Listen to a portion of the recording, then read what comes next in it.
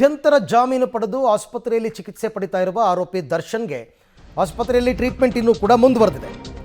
ಆಸ್ಪತ್ರೆಯಲ್ಲಿ ಚಿಕಿತ್ಸೆ ಪಡೆಯುತ್ತಿರುವ ದರ್ಶನ್ ಫೋಟೋ ಕೂಡ ಈಗ ವೈರಲ್ ಆಗ್ತಾ ಇದೆ. 4 ವಾರಗಳಿಂದ ಫಿಸಿಯೋಥೆರಪಿ ಮಾಡಿಸ್ಕೊಳ್ತಾ ಇದ್ದಾರೆ ನಟ. ನಾಳೆ ನಟ ದರ್ಶನ್ ಅವರ ರೆಗ್ಯುಲರ್ ಬೇಲ್ ಅರ್ಜಿ ವಿಚಾರಣೆ ಕೂಡ ಇದೆ. ಅಂದರೆ ಈಗಾಗಲೇ ದರ್ಶನ್ ಅವರ ಪರ ವಕೀಲರು ಸಿ ವಿ ನಾಗೇಶ್ ಅವರು ವಾದ ಮಂಡನೆ ಮುಗಿಸಿದ್ದಾರೆ. ಆದರೆ ಉಳಿದ 6 ಜನರ ಪೈಕಿ ಇನ್ನೂ ಒಬ್ಬರದಾಗಿದೆ. ಇನ್ನು 4 ಜನರದ್ದು ಆಗಬೇಕು. ಅಂದರೆ ಅವ್ರ ಪರ ವಕೀಲರು ವಾದ ಮಂಡನೆ ಮಾಡಬೇಕು.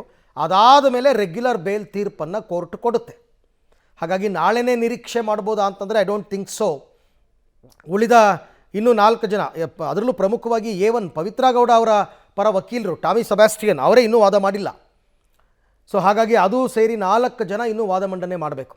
ಇವರು ಸಾಮಾನ್ಯ ಮಧ್ಯಾಹ್ನದ ಮೇಲೆ ವಾದ ಮಂಡನೆ ಇಟ್ಕೋತಾರೆ. ಒಬ್ಬರು ಇಬ್ಬರಿಗೆ ಅವಕಾಶ ಸಿಗುತ್ತೆ, ಅಲ್ಲಿಗೆ ಕೋರ್ಟ್ ಕಲಾಪ ಮುಗಿಯುತ್ತೆ, ಮತ್ತೆ ಮುಂದೂಡಿಕೆ ಮಾಡ್ತಾರೆ. ಹಾಗಾಗಿ ಇನ್ನೂ 1-2 ದಿನ ಆದರೂ ಬೇಕಾಗಬಹುದು ಅಂತ.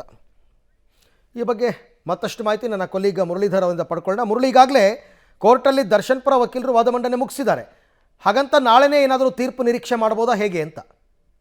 ಖಂಡಿತವಾಗಿಯೂ ಇಲ್ಲ ಅರವಿಂದ್. ಯಾಕಂದ್ರೆ ಪ್ರಮುಖವಾಗಿ SPP ಅವರು ಹೈಕೋರ್ಟ್ಗೆ ಮನವಿಯನ್ನ ಮಾಡ್ಕೊಂಡಿರುವಂತದ್ದು ಆರೋಪಿಗಳ ಪರ ವಕೀಲರು ಸಂಪೂರ್ಣವಾಗಿ ವಾದವನ್ನ ಮಂಡನೆ ಮಾಡಿದ ಬಳಿಕ. ಯಾಕಂದ್ರೆ 6 ಜನ ಆರೋಪಿಗಳಿದ್ದಾರೆ ಹೈಕೋರ್ಟ್ಗೆ ಬಂದಿರುವಂತವ್ರು. 6 ಜನಕ್ಕೂ ಕೂಡ ಪ್ರತ್ಯೇಕವಾಗಿ ವಾದ ಮಂಡನೆ ಮಾಡ್ಲಿಕ್ಕೆ ಸಾಕಷ್ಟು ಕಾಲಾವಕಾಶಗಳು ಬೇಕಾಗುತ್ತೆ. ಆ ಹಿನ್ನೆಲೆಯಲ್ಲಿ ಎಲ್ಲಾ ಆರೋಪಿಗಳ ಪರ ವಕೀಲರು ಏನು ವಾದವನ್ನ ಇರ್ತದೆ ವಾದವನ್ನ ಮಂಡನೆ ಮಾಡಿದ ಬಳಿಕ ಅಷ್ಟೇ ನಾನು ವಾದವನ್ನ ಆಕ್ಷೇಪಣಾ ವಾದವನ್ನ ಮಂಡನೆ ಮಾಡ್ತೀನಿ ಅಂತ ಹೇಳಿ SPP ಪ್ರಸನ್ನ ಕುಮಾರ್ ಅವರು ಕೇಳ್ಕೊಂಡಿರುವಂತದ್ದು.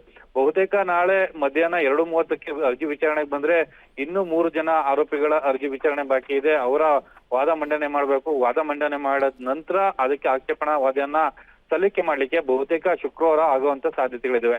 ಶುಕ್ರವಾರದ ಬಳಿಕ ಆಕ್ಷೇಪಣಾ ವಾದವನ್ನ ಮಂಡನೆ ಮಾಡಿ ಅದನ್ನ ಆರ್ಡರ್ ಅನ್ನ ರಿಸರ್ವ್ ಮಾಡುವಂತ ಸಾಧ್ಯತೆಗಳಿರುವಂತದ್ದು. ಬಹುತೇಕ ನಾಳೆ ಆದೇಶ ಬರುತ್ತೆ ಅನ್ನೋ ನಿರೀಕ್ಷೆಗಳು ಖಂಡಿತವಾಗಿಯೂ ಇಲ್ಲ. ಯಾಕೆಂದ್ರೆ ಆಕ್ಷೇಪಣಾ ವಾದ ಮಂಡನೆ ಮಾಡಿ 2 ಕಡೆ ವಾದ ಪ್ರತಿವಾದವನ್ನು ಆಲಿಸಿದ ಬಳಿಕ ಹೈಕೋರ್ಟ್ ಆದೇಶವನ್ನ ಕಾಯ್ದಿರಿಸಬೇಕು ಅಥವಾ ಆದೇಶವನ್ನು ಕೊಡಬೇಕಾಗಿರುವಂತದ್ದು.